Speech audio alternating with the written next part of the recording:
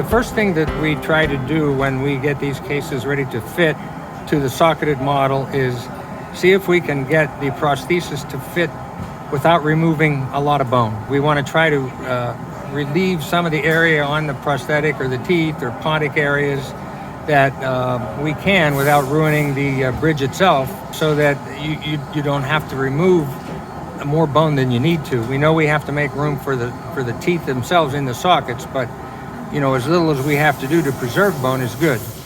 So right away on this case, I see that in this area on the molar, that's a pontic section. So I'm going to have to make an ovate pontic down to like a millimeter or two, and at that point, if it still doesn't go down, I'm going to relieve the intaglio side of the pontic itself. The next step is that we put the scallop guide in place on the fixation base, and we use a round burr. We call it a BB burr. It's almost 1/4 of an inch in diameter, and we take and relieve the actual pontic section on the bone to create an ovate area for the pontic to fit. So the gums will form over that, but when it comes time to put the bridge in, you'll have an ovation there that you can set the pontic down into. Now we relieve this to the outline of the footprint of the tooth that you can see here in the metal. This has been made to the prosthetic that we've created. The pontic section on the bridge is not the culprit, that area that's holding this from seating. It's the tooth in front of it, the premolar. The prosthesis itself hits the bone before it seats. And also on the lingual side, we have some interference on the lingual of the socket. So we're going to attack some of those areas on the prosthetic first to see if that solves the problem. And it usually won't, but it'll at least allow us not to have to reduce so much bone. I'm now going to relieve within the scallop guide, the bone to the footprint of the tooth itself that we've created in the prosthetic. Now in the prosthetic, we have to make these teeth sometimes a little thicker than they need to be, simply to be able to be printed in our process, our printing process, because the material has to have a certain amount of thickness to have a successful print. Okay, I have relieved the pontic section. I've also relieved the socketed area in the premolar, the first premolar, and that is free. But what we have to look at now, there's a pontic section here that is still hitting, and you can see the pivot right under this tooth. So I'm going to now take and make an ovate area in that site. Okay, right now I'm going to mark the areas that we relieved on the model itself, on the bone model, so that you'll know where we actually did work. And most of the time you're going to see that area follows the footprint of the prosthetic tooth that we're replacing in the bone. Okay? So now the pontic site that I showed you that had a little interference, I'm going to go and make an ovation in the bone. Okay. The site of the ovate pontic here, it's down now. The bridge is seated on this right side, right here. Underneath. Okay, and I'm going to make about 2 millimeters of space between the pontic and the bone for soft tissue, so that when this bridge is seated, it'll have positive pressure on the tissue to form an ovate pontic when we go to do the final prosthetic.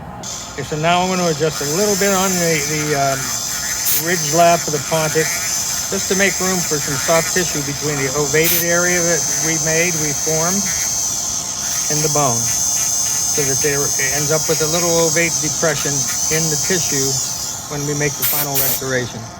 The right side of the prosthetic is now seated properly into the fixation base. You can see in the box areas where the Swiss locks are, that those are flush. We can push the pins in and do pickups. The patient's right side is now seated, and we're moving anteriorly, and in the number 7 and 8 area, I can see that the teeth themselves on the prosthetic are touching bone. So I'm going to go in and relieve the prosthetic where I can, and then go and relieve the bone the rest of the way to get these areas cleared and open for seating. There are areas on the prosthetic that we can do a little shaping on where it's a little bit heavy, not much, but down where this fits into the bone, I'm going to taper a little bit around the necks of the teeth, the lingual here, just to make sure that we're going to save as much bone as we can when we adjust to get the rest of it seated. The embrasure areas can be opened up to allow the interseptal bone to stay intact as much as possible to help hold, papillas. We want to try to keep papillas if we can, but we also have to consider strength. So there will be times when you can only thin this out so much, and you have to then reduce some bone to allow the prosthetic to fit down.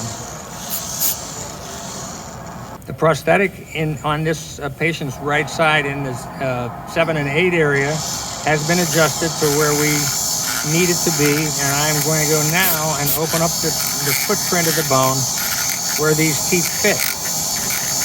And at this point, hopefully the prosthetic will seat into place in these areas. Now, it might be holding up on the left side of the patient's left side of the arch, and we're going to have to go in there and relieve some of that before everything goes down in place. Without the scallop guide in place, I'm checking for fit. There's a few little corners we might have to adjust just to allow this prosthetic to go down in place. After adjustment, I put the prosthetic in place, and I find that there's no more interferences there. And when I turn the prosthetic around, I can see that all the box inserts here are seated down against the fixation base, which means that we're down. That means that enough bone reduction has been done to allow seating. A little bit more on the patient's left. You can see that will go down, but it has a little bounce, so we're very close. Now, as I mentioned earlier, there's a little bounce on this side. This sprue strut does not fit down exactly without a bounce, so we're hitting someplace. I just have to find it and relieve it so that we're free. I think the area that we're looking at is right here on the mesial gingival area of the canine.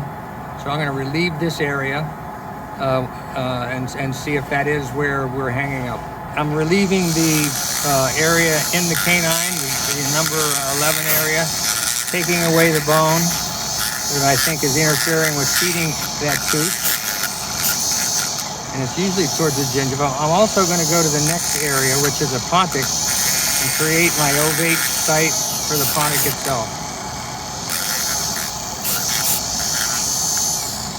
The prosthesis now fits. I am, however, going to use this guide to just open up the top to the bone, at the crest, to the footprint of the prosthetic tooth itself, which isn't going to be a lot of work right here. Again, I'm trying to leave as much interseptal bone as possible. And that's that. That's the end of what we have to do. The prosthetic does fit down. Looking closely, you can see that the spruce and the boxes that attach into the locking mechanisms are flush with the fixation base, and everything is down. We have no rock from one side to the other, and we're ready to pick up cylinders.